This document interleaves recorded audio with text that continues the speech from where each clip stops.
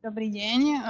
Aby som sa predstavila, ja som Lucia Dudková, študovala som na Filozofickej fakulte Univerzity Komenského prekladateľstvo a tlmočníctvo v jazykoch angličtina a portugalčina. Diplomovú prácu som písala pod vedením docenta Alojza Keníža. Volá sa Porovnávacia analýza dvoch prekladov jednej prekladateľky.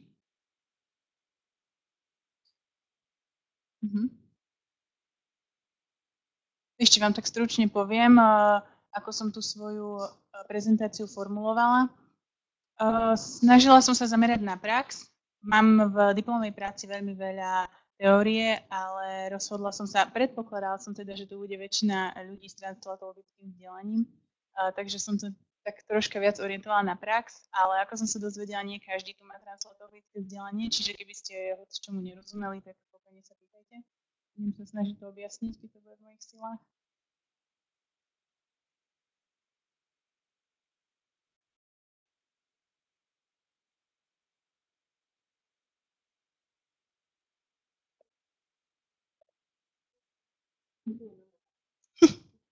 Dobre, no dúfam, že sa nebudem v nevhodných momentoch pozerať. Takže ja som v diplomovej práci vychádzala zo svojej práce, v ktorej som porovnávala originál a preklad knihy od Nicka Hornbyho Ako na vec v anglickom origináli About the Boy. A v diplomovej práci som sa rozhodla nadviazať na bakalárskú prácu, neskôr vysvetlím prečo. A vybrala som si knihu od Lucy Ann Holmesovej 50 spôsobov, ako zbaliť chlapa. Tie názvy môžu vyzerať troška divne. Vybrala som si takúto literatúru, pretože som sa rozhodla prezentovať názor, že nie len beletria by sa mala prekladať kvalitne, ale aj takáto v druhom prípade odpadová literatúra si zaslúži byť preložená dobre.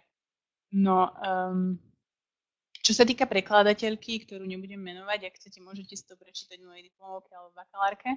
V roku 2012 som o nej nezistila absolútne žiadne informácie. Snažila som sa na internete hľadať, ani zmienky, ako keby ani neexistovala. Kontaktovala som vydavateľstva, aké mi odpísali, tí mi väčšinou neodpísali. A ak mi odpísali, tak mi povedali, že mi o nej nemôžu poskytnúť žiadne informácie, pretože podpísala špeciálnu zmluvu.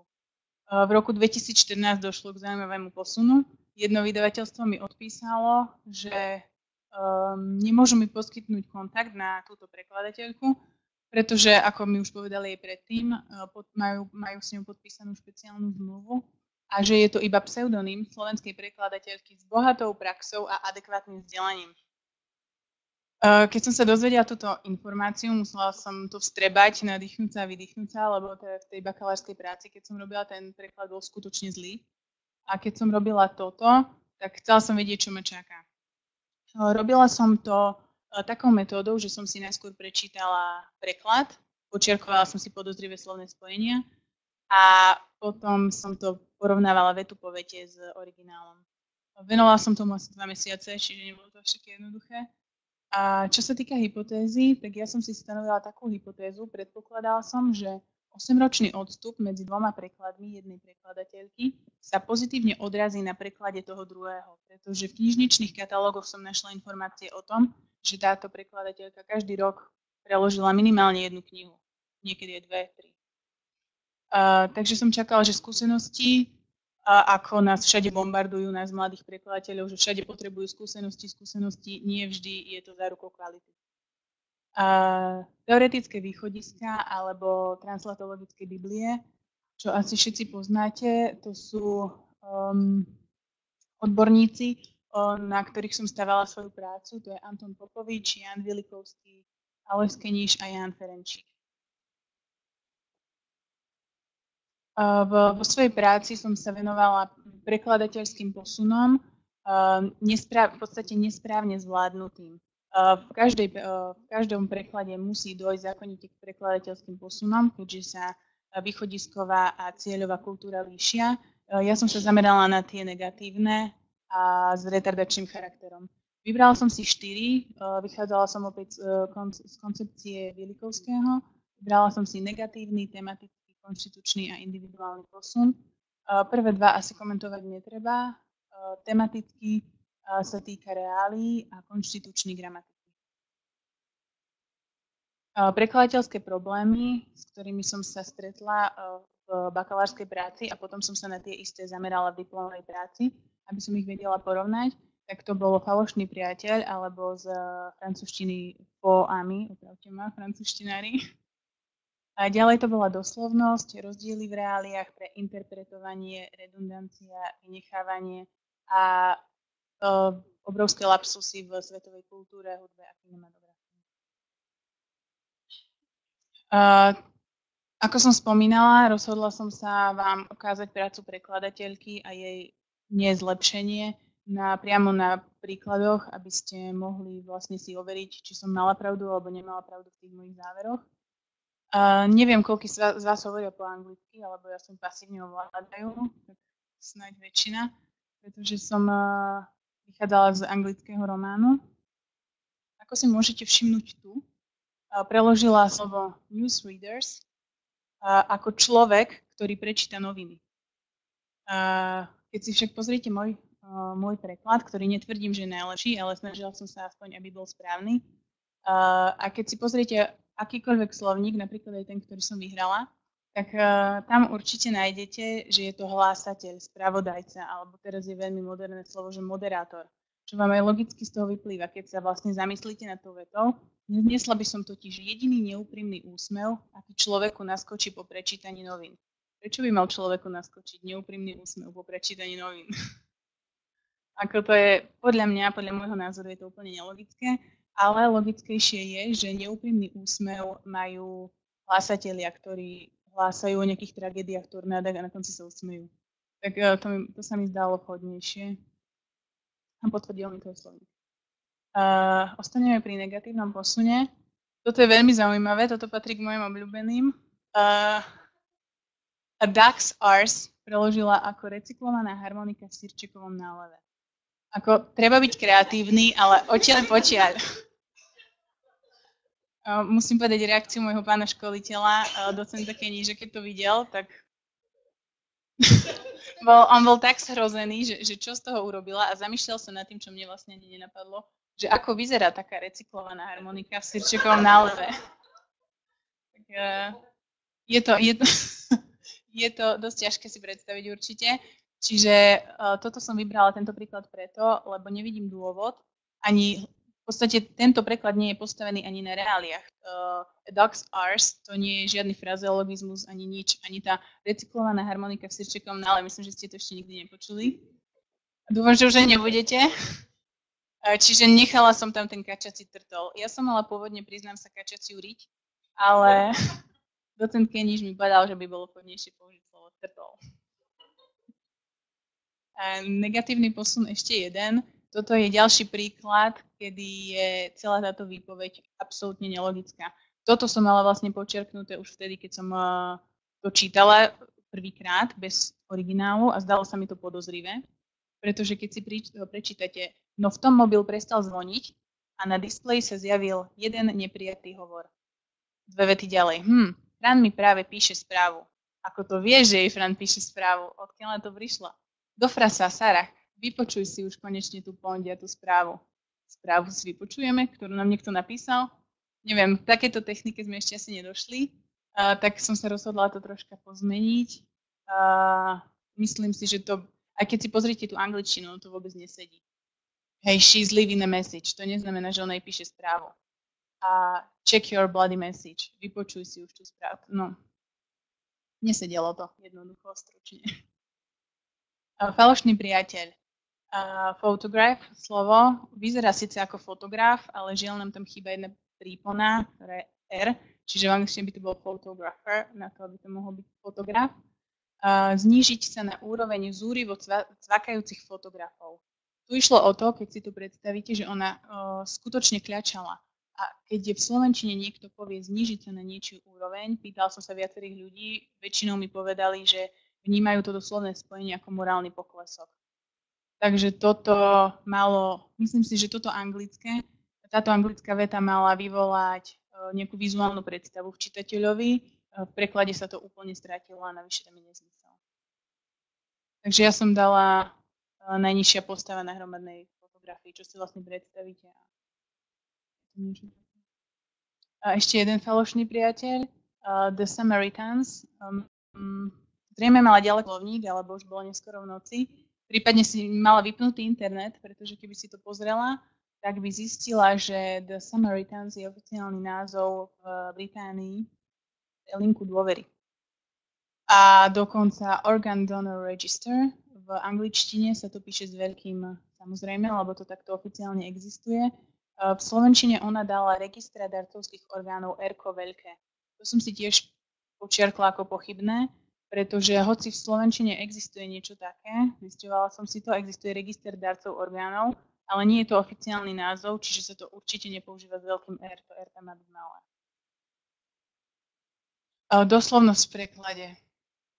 So, are you really single? Yeah, I am very single. Takže si naozaj single? No, som veľmi single. Tu som sa tiež veľmi pobavila. Docentovi Kenižovi vystúpol tlak. Lebo on je dosť odporcom týchto cudzích výrazov v slovenčine a pripravila som si dokonca aj, môžem? Aj citát od Ferenčíka, ktorý tvrdí, že... Čo som ho musela nájsť najskôr?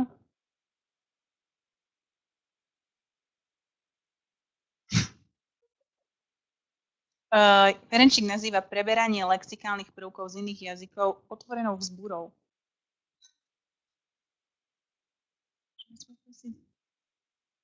I hold back because Paul's still with the gorgeous blonde. Zato ja som sa držala späť. Neviem. Držať sa späť. S týmto výrazom som sa skutočne nestretla, overovala som si to v slovníku, lebo docent Keniž mi povedal, že hoci niečo nepoznám, to ešte neznamená, že to neexistuje. Vzala som si to k srdcu, hľadala som to kade tade, pýtala som sa, neexistuje to. Skutočne to neexistuje, držať sa späť, ani sa to v tomto význame nepoužíva. A keď sa bližšie na to pozriete, hold, držať, back, späť. Takže asi tušíme, že ako to vzniklo.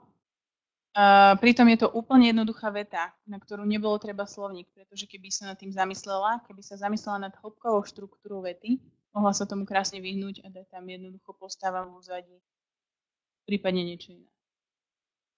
Tematický posun, to sa týka reálií, ako som už spomínala, tuto však nepriamo britské reálie, ale portugalské, čiže také všeobecné vzdelanie a zdravý rozum. Sedliacky nám určite napovie, že štamperlík portského sa nepoužíva. Štamperlík pálenky možno áno, ale portské, ako som si zisťovala a vďaka študijnému pobytu v Portugalsku som mala možnosť aj zažiť, sa pije zo špeciálnych pohárov, ale toto na Slovensku a vo všetkých ostatných krajinách pokojne z vínového pohára, aj keď odporúčam menší, keďže má asi 19% alkoholu. Čiže pohárik portského by úplne stačil, keď nechcela dať celkom veľký, že pohár, tak mohla dať. Slovenčina nám umožňuje, to je neskutočne krásne, čo nám slovenčina umožňuje s týmito zdrobneninami. Sa môžeme tak vyhrať, čo vlastne napríklad Briti nemajú šancu.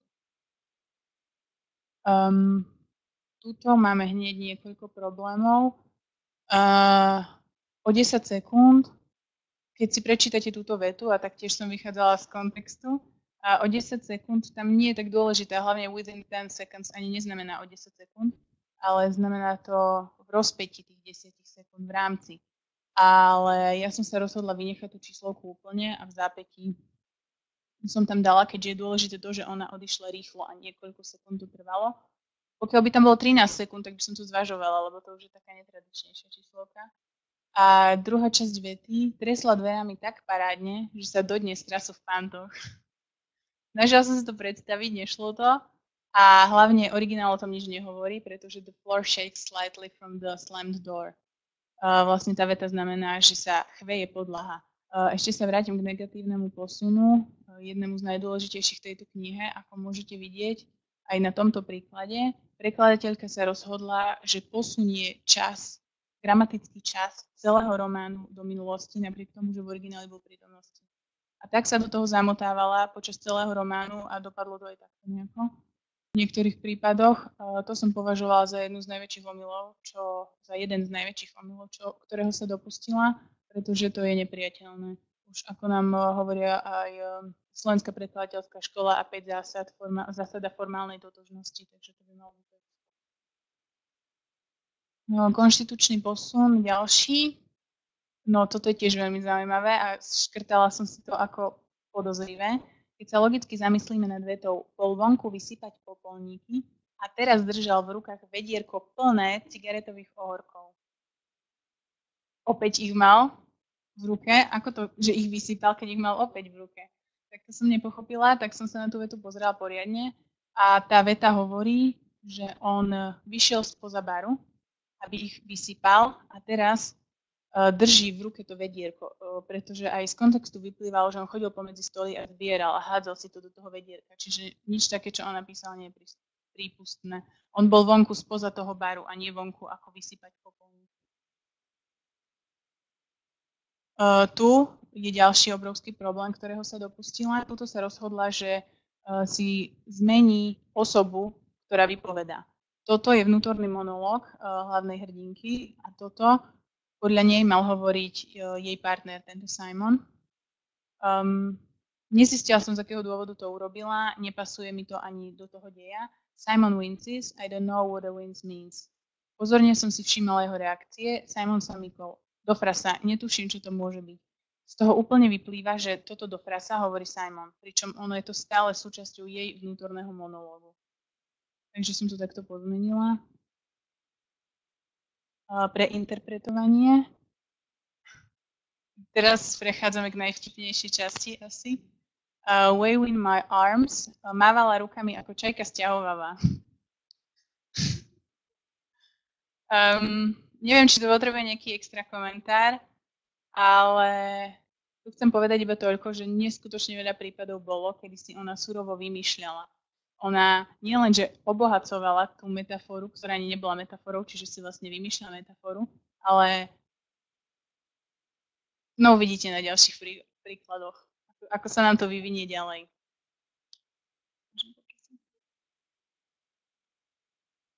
Jaj, pardon, keď nestíhate, povedzte, som tak naštartovaná. He will never cast me in anything now. Tak a mám po chlebe. Máte pocit, že tam tá veta je? Ja som ju nevidela, možno tam bola niekde medzi riadkami. Už ma v živote neobsadí ani do roli korytnačky. Takže toto je úplne krásny prípad, ako z jednoduchej vety, ktorá nie je štilisticky zafarbená, ona urobila niečo takéto, kde vlastne takmer zdvojnásobila veľkosť tej vety.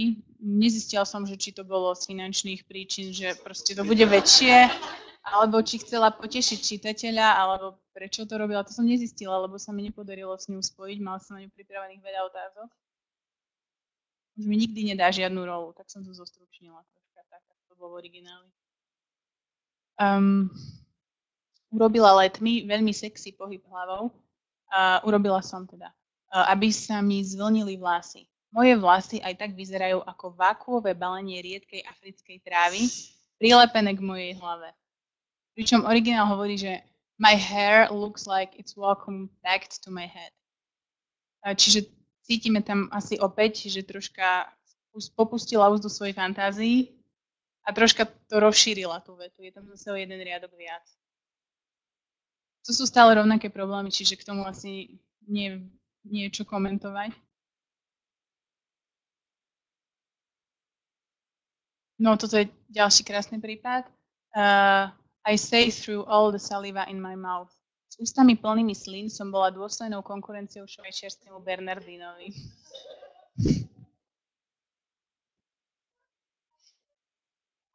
Áno, áno, áno. Áno, keď už o tom hovoríte, tak nedá mi nepridať ďalší citát. Neviem, tam ešte bude niekoľko zaujímavých aspektov. Ten citát mám asi napísaný ďalej, čiže nebudem sa k tomu vrácať teraz, ale neskôr. Môžete teda ďalej? Pardon. Môžete si to prečítať, je to na internete. Nech sa vám páči. Môžete uviesť aj zdroj.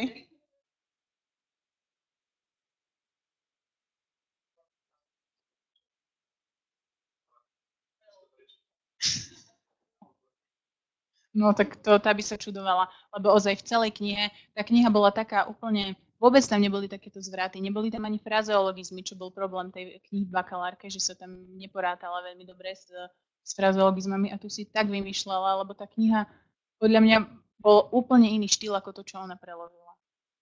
Takže ideme ďalej. It's Julia who's screaming. Stisla som tlačidlo so zeleným telefónikom a začula Juliu. Kričala, až sa hory zelenali. Neviem. Vynechávanie v preklade. Tu som dala iba jeden príklad, všetci určite viete, čo znamená vynechávanie v preklade. Môže to byť preto, že prekladateľ to urobil veľmi sofistikovane, keďže nepochopil a nechce tam dať blbosť, tak to vynechá. Samozrejme by sa to robiť nemalo, lebo čo napíše autor, to je zákon, to musí byť v preklade. Tu som sa však stretla ešte s jednou zaujímavosťou, že prekladateľka sa rozhodla neprekladať erotické pasáže. Neviem, či chcela rozšíriť spektrum čitateľov, aby to bolo aj pre mladších. Boli tam občas dosť nechutné scény a ona sa ich rozhodla vynechať, vôbec ich nepreložila. Áno. Nie, to je nové. Tuším, že to bol rok 2000. Nie som si istá, ale myslím, že to bol 2010 rok. Takže to bolo veľmi zaujímavé ešte. Mohlo, áno, to som písala aj v diplomovke, že je to možné, že to bolo aj vydavateľstvo. Ale ako toto som považovala za literatúru pre dospelých, čiže prečo by to škrtalo vydavateľstvo, ako to nebolo pre deti? Neviem. Keby ste si prečítali ten originál, tak neviem, či by dala viac. Takže redundancia. Slané čipsy so soľou. Opäť nemám komentár. Čiže tie slané čipsy sú asi bez soli, no. A tu až ste sa možno že čudujete, že prečo som dala Walker's Lace. Ja som robila hlboký výskum a zistila som, že spoločnosť PepsiCo, ktorá v Británii vyrába tieto Walkers, na našom trhu predáva Lace. Majú presne taký istý obal, iný je iba nápis. Všetko je úplne to isté.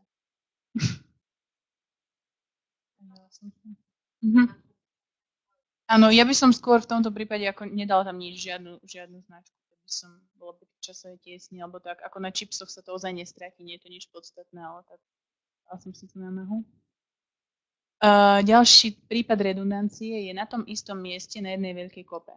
Moja otázka bola, jedna veľká kopa, ako môže byť na dvoch miestach rozličných. Čiže niečo z toho je redundantné. Buď by stačilo povedať, ja mám všetko nahádzané na tom istom mieste, alebo ja mám všetko na jednej veľkej kope. Myslím, že by bol výsledok presne ten istý a nebol by to redundantné. Svetová kultúra. To bolo do plaču. Aj v bakalárskej práci, aj v diplomovej práci. Ako tieto príklady sú smiešné, ale toto už bolo fakt, to už nebolo vtipné naozaj. To už bolo do plaču, pretože keď niekto nepozná Axla Rosea, teraz všetci zdvihnite ruku, nepoznáte, to vôbec nevadí. To je spevák z Guns N' Roses, čo by ste si určite zistili, keby ste prekladali niečo také. A ja som si aj pozrela jeho fotky na internete a on nosí takúto čelenku. Áno, čiže asi nie slúchadlá. Na heavy metalovom koncerte tiež som sa tak logicky zamyslela, že prečo by mal niekto slúchadlá na heavy metalovom koncerte. No tak ja som sa rozhodla dať šátku. Aj keď to headband znamená skôr čelenka, ale myslím si, že on si to tak rôzne skladal, mal to na rôzne spôsoby, čiže to viacej mi tu sedelo šátka. Takže no, tu sa rozhodla, už je iný extrém, toto by som nazvala ako v prvom rade si vymýšľala a v druhom rade slabá prekladateľská pamäť. A neviem, že či to aj tak môžem nazvať, pretože v origináli bolo to bros a ona to potom zmenila na brothers. V preklade, tuto môžete vidieť, tuto najprv použila dobre bros a tuto bros, brothers. Ona zmenila názov kapely. Čiže, a ešte dokonca sa mi stalo, že v bakalárskej práci keď som robila bakalárskú prácu, tak v tom románe som narazila na to, že ona povedala, že Snoop Dogg, neviem, či ho poznáte, americký rapper, je hudobná skupina. Starsky and Hutch accelerates while humming the theme to Starsky and Hutch. Bertrand dupol na plyn, na tešenie si pohomkávajúc melódiu We Are the Champions. Za tým volantom naozaj vyzeral ako víťazný šampión. Toto bolo tiež počiarknuté z toho dôvodu, že on nebol ešte šampión, pretože to bola naháňačka. Tá situácia bola taká, že oni sa autom snažili dobehnúť autobus, v ktorom sa nachádzal ten Simon. A Starsky and Hutch, keď si vypočujete, tak to vzbudzuje také napätie. Ale oni ho ešte nechytili v tej dobe. Čiže We Are the Champions nebolo vôbec na mieste, keby tam chcel dať inú pesničku a ešte nebol víťazný šampión a tú vetu si domyslela a je vymyslená. No, takže závery z mojej diplomovej práce boli také, že hypotéza sa nepotvrdila. A týmto by som vlastne chcela apelovať na všetky prekladateľské agentúry, aby tak netrvali na tej praxi a radšej dávali skúšobné preklady, pretože nie vždy je prax zárukou kvality. Ako som tu napísala tu, kvalita prekladu nemusí zákonite závisieť od množstva skúseností. Ďalej, môjim ďalším záverom je to, že nedostatočná sebareflexia a prívysoké sebavedomie utlmujú verifikačnú kompetenciu. Prekladateľka mala možno už také skúsenosti a mala taký pocit, že už vie všetko, že si tie slovíčka nedávala do slovníka. Občas ako slovo fotograf. Ono to slovo vyzerá jednoducho, ale môže narobiť takú šarapatu, ako ste mohli vidieť. A mnoho ďalších. Alebo ona použila toto v diplomovej práci. Tiež som vybrala príklad, že dala mackerel pasta, preložila ako makrelová nátierka. Pasta, nátierka. Miesto cestoviny. Môžete? No ešte jeden. Najzávažnejšie problémy, s ktorými som sa stretla v tomto preklade, boli nezachovanie gramatického času. Celý román posunutý do minulosti, i keď sa odohralo v prítomnosti. Keď je román napísaný v prítomnosti, podľa môjho názoru ide o to, aby sa čitateľ vedel lepšie vžiť do deja a zároveň to pomáha posúvať jej rýchlejšie dopredu. Ona to však nedodržala a rozhodla sa pre minulý čas. Nedodržiavanie pôvodných odsekov. To bolo tiež zaujímavé, keď som to porovnávala a zistila som, že jedna veta, ktorá bola pôvodne v inom odseku, ona ju presunula do ďalšieho. Žiadny logický dôvod tam nebol. Logicky to ani v podstate nenaväzovalo. Človek by ani nezistil, že kde to má byť, ale ona si to presunula. Stalo sa to asi 5-krát v tom románe a hore-dole raz o jeden odsek vyššie, raz nižšie. Ďalším problémom bolo preinterpretovanie, čiže presítená miera prekladu. Ako ste mohli vidieť, Bernardína, rôzne iné príklady, korytnačky, všetko bolo. Ďalej je to nedostatočná verifikačná kompetencia. To bolo hlavne pri tých flow-ami. Francúzštinári kričte, flow-ami. A myslím, že mám tam ešte, môžem vás poprosiť, ešte jeden slajd tam mám. Podľa Ferenčíka existuje dosť častá tendencia prekladateľa byť za každú cenu formálne originálny, vylepšovať autora, voliť čo najexpresívnejšie formy, vysúvať do popredia vlastnú tvorivú intenciu, aby sa zaskvel priamym, nielen odrazeným svetlom. Keď som si toto prečítala vo Ferenčíkovej knihe, mala som pocit, že on túto knihu čítal a že to písal priamo pre túto jednu knihu, teda pre tento jeden preklad. Zámerom mojej práce bolo poukázať na význam kritiky prekladu a povzbudiť prekladateľov k tomu, aby pri preklade umeleckej literatúry, aj takto menej umeleckej teda, podávali čo najlepší výkon, aby sa nemuseli za svoju prácu hanbiť a skrývať sa za pseudonymom.